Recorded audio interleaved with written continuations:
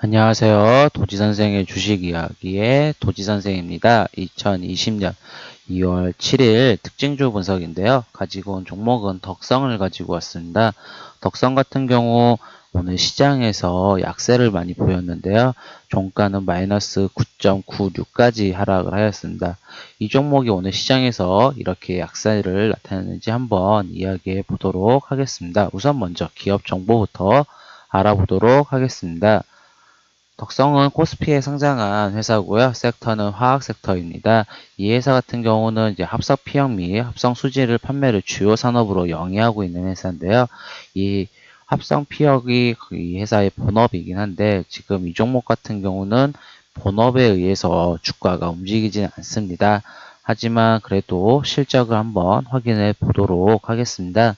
2016년부터 2018년 실적을 확인해 보시게 되면 이 매출액은 1038억에서 837억 원으로 매출액은 감소하는 모습을 보였고요. 당연히 매출액이 줄다 보니까 영업이익 또한 단기순이익 이 같이 하락하는 모습을 보이고 있습니다.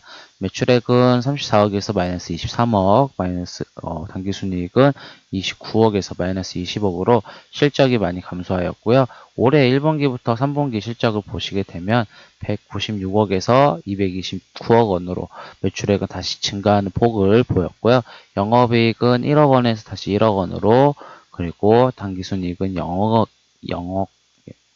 당기순이익은 2억 원으로 0억 원에서 2억 원으로 증가하는 모습을 보였습니다. 그리고 전년 대비해서는 당기순이익 부분은 큰 폭의 성장이 있었는데요. 그래도 이 종목은 아까 언급한 것처럼 이 본업에 의해서 주가가 움직이지 않지만 그래도 실적을 체크하는 이유는 항상 테마주여도 실적이 너무 좋지 않은 회사는 아무래도 주가의 상승이 어느 정도 제한이 되고 결국은 이 실적이 좋지 않은 회사는 항상 어떤 큰 리스크가 터질 수가 있기 때문에 그래도 실적은 체크해 보시는 게 좋습니다. 이 회사 같은 경우도 아까 언급한 것처럼 이 다른 테마주를 엮였는데요. 바로 이 이봉근 덕성의 이봉근 대표이사가 윤석열 검찰총장과 서울대 법대 동문이라는 이야기가 돌면서 이 윤석열 정치 테마주의 대장주격으로 지금 상승하고 있습니다. 결국은 이 종목 같은 경우도 지금 이렇게 큰 폭의 가파른 상승이 나왔던 이유는 이 윤석열 총장 정치 테마주로 엮이면서 관련주로 엮이면서 주가가 강하게 상승이 나왔는데요. 이 윤석열 총장은 정치를 안 하겠다고 언급을 했습니다.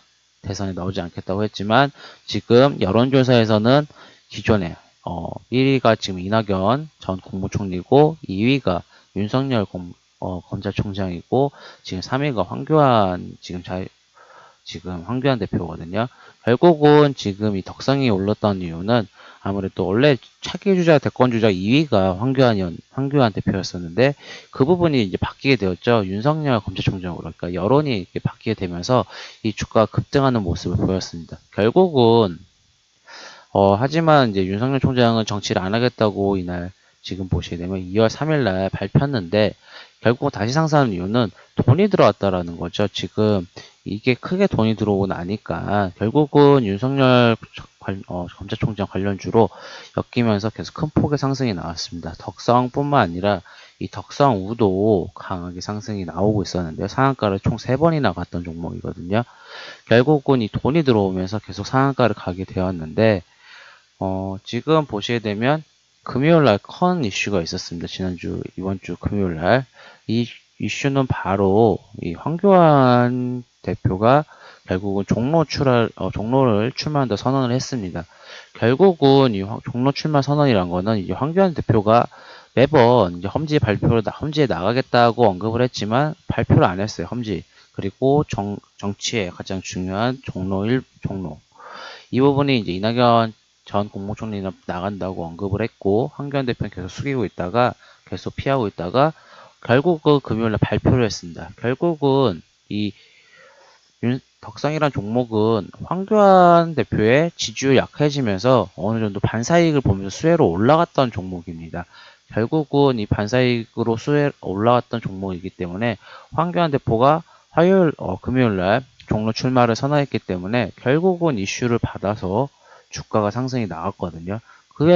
그로 인해서 그로 인해서 반사이익을 봤던 이전에 덕성과 덕성우는 큰 폭의 하락이 나올 수밖에 없었습니다. 결국은 이 종목들도 주식들도 이 상관관계가 있기 때문에 어느 종목이 이익을 보게 되면 어느 반대적으로 수혜를 보는 종목도 있고 손실을 보는 종목들도 나오게 생기게 됩니다. 결국은 덕성 같은 경우는 아무래도 이 보수 쪽에서 차기 대권 주자로 올라왔던 종목이기 때문에 어느 정도 이 황교안 대표가 치고 올라오기 때문에 어느 정도 손실을 볼 수 있었던 종목인데요.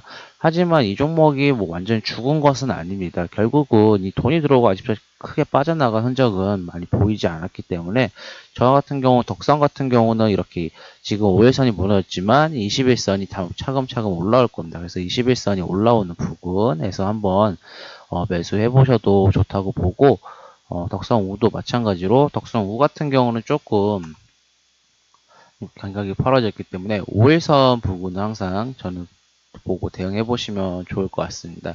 결국은 이 윤석열 검찰총장은 출마를 정치를 하지 않겠다고 언급을 했지만 하지만 시장 여론도 그러니까 국민들의 여론도 어느 정도 기대감이 있고 또 하나 이 시장에는 돈이 들어왔습니다. 종목들이 돈이 들어왔다는 거는 나중에 빠져나갈 흔적이 필요하기 때문에 그로 관련해 가지고 저는 덕성이나 덕성우 같은 경우도 아직 추세가 죽지 않고 아직까지 4월 총선도 있기 때문에 관련주 같은 경우는 우상향을 하겠지만 어느 정도 조정이 있을 때 잡아보시면 좋을 종목이라고 생각이 되어서 기존에 보유하셨던 분들은 어느 정도 비중이 크신 분들은 너무 추가 매수 하시기에는 힘드시다라고 하시면은 어느 정도 지켜보시면서 부분 매도하시면 손실폭을 좀 줄이고 다시 잡으면서 물을 타시면서 빠져나오시는 거 추천드리고요. 비중이 작으신 분들 같은 경우는 이렇게 지지되는 선과 이평선 부분 보시면서 그때 분할 매수 접근하시면서 나오시길 바랍니다. 이 종목들 같은 경우는 아무래도 관련주이기 때문에 아무래도 큰 폭의 상승 예상되는 종목이라 지켜보시면 좋을 것 같습니다. 이 영상이 도움이 되셨거나 만족하신다면 구독, 좋아요 부탁드리겠습니다. 지금까지 도지선생의 주식 이야기의 도지선생이었습니다. 감사합니다.